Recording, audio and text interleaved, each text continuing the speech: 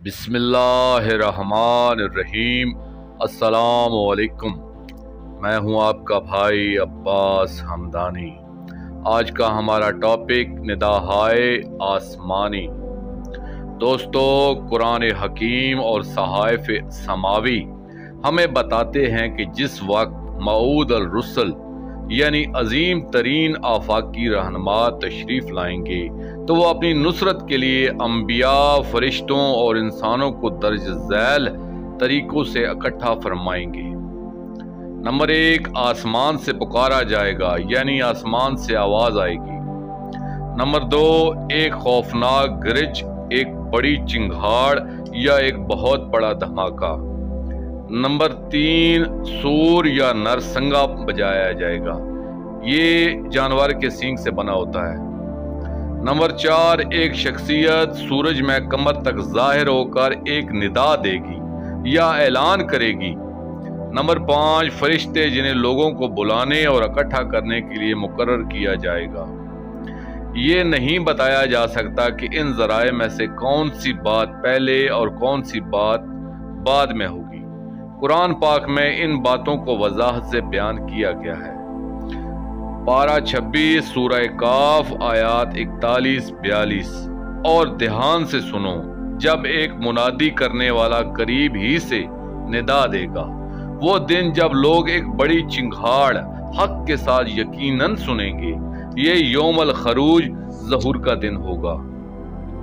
تفسیر قاطع البیان میں بتایا گیا ہے کہ امام جعفر صادق علیہ السلام نے فرمایا کہ حق کی اجازت سے یہ چنگھاڑ ہمارے قائم اجر اللہ فرج شریف یعنی آخری مصلح و رہنما کے متعلق ہوگی۔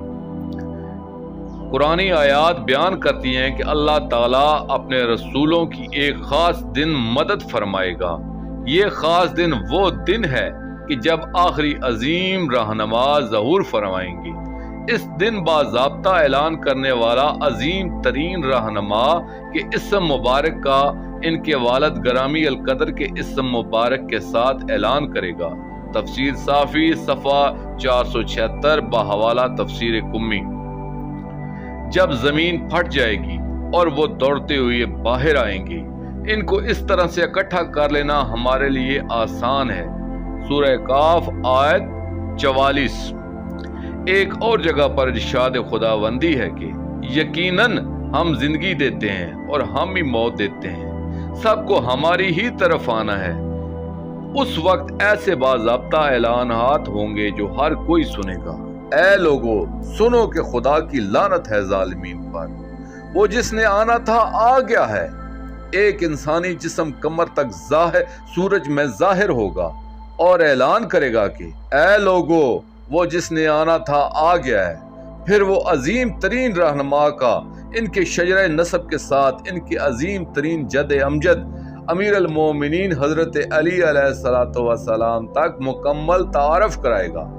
قرآن پاک مزید فرماتا ہے، وہ تو بس ایک چنگھاڑ ہوگی، بس وہ سب کے سب اکٹھے ہو کر ہمارے حضور پیش کیے جائیں گے۔ سورہ یاسین آیت 53۔ جس دن سور پھونکا جائے گا، اس دن ہم مجرموں کو دہشت زدہ سفید آنکھوں کے ساتھ جمع کریں گے۔ سورہ طا آیت 102۔ جس دن کے سور پھونکا جائے گا اور تم گروا در گروا آؤ گے۔ سورہ النبا آیت 18۔ پھر جب سور میں یک باری پھونک مار دی جائے گی۔ سورہ الحاقہ آیت 13۔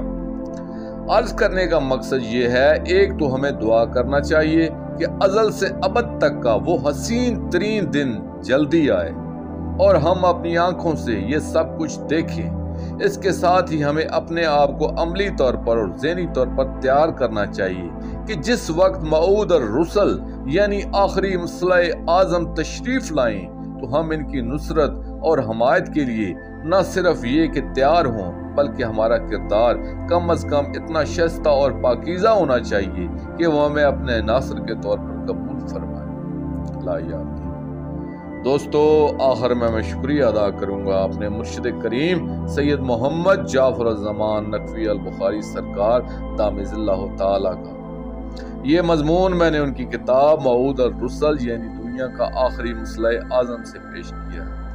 آخر میں اپنے کریم آقا کی بارگاہ میں دعا کریں گے، اللہ جل یا ولی المظلومین، اللہ جل یا سلطان المنصور، اللہ جل یا مطہر الارض، اجل اللہ تعالی فرجک وصلوات اللہ علیکہ یا ربا محمد وآل محمد صلی اللہ محمد وآل محمد وعجل فرج آل محمد صلی اللہ علیہ وآلہ وسلم